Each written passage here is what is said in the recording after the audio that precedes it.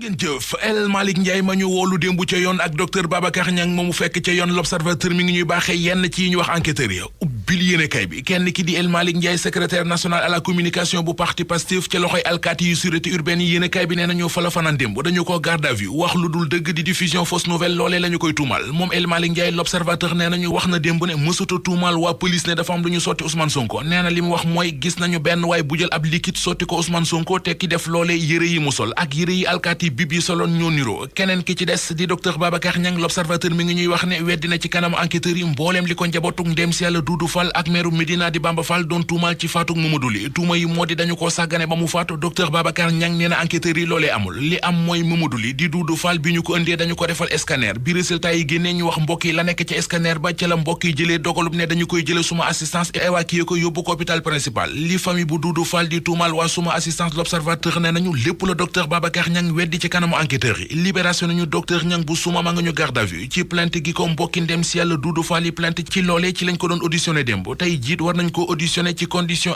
hospitalisation yu Ousmane Sonko ma fa entré woon libération mi ñu ko wax mi ngi ñuy waxit ne maire bu Kër Massar Sud di Bilal Diatta jàpp nañu ko attentat à la sûreté de l'État mooy li ñu koy tuumal juge bu troisième cabinet bu tribunalum Dakaaru yéenekaay bi nee nañu mandat dépôt na démb Waly Diouf Dione ci tribunal bu Pikine Guédiawaye it waa ji di Coumba Ndoffène Dione yóbbu nañu ko kaso Ousmane Kébé ak compagnie libération nee nañu bàyyi nañu la ñu dem waaye ci ak contrôle judiciaire ca la ñu nekk ñaari téeméeri manifestant ak ñeent fukk ak juróom ñaari ñu tegoon loxo ci Ndakaaru ci diggante fukki fan ak juróom ba ñaar fukki fan ak benn ci weeru mars ñoom ñëpp pour Source A mi ngi ñuy xamal ci xëtamu njëkk ne mandat dépôt nañu leen docteur Babacar Niang mi ñu garde à vue Source A ne nañu ay naataangoy médecin bi ñu ko bëggee gis démb waaye mënuñu ko gis ordre des médecins du Sénégal yéenekaay bi nee nañu dugal nañu ci dossier bi seeni conseil juridique ngir ñu taxawu docteur Niang association des cliniques privées ñoom it consulté nañu ab cabinet d'avocat ngir mu taxaw ci mbiri docteur Niang yi lise ko mel ni ku naan ñu ñooyee ndax ay charges yu garaaw la ñu koy toppee tuumay nit ku soxla ak taxawu ci wàllu paj ga sàggane ko moom la ñu koy toppee borom clinique suma assistance di docteur Niang lise ko mi ngi ñuy xamal ne dégagé na lépp lu dig responsabilité clinique suma assistance ci faatug Mamadou Ly weddi na it li ñu ne dafa am ab contrat bu dox ci diggante Pastef ak clinique suma assistance ngir képp koo xam ne dangaa jëlee gaañu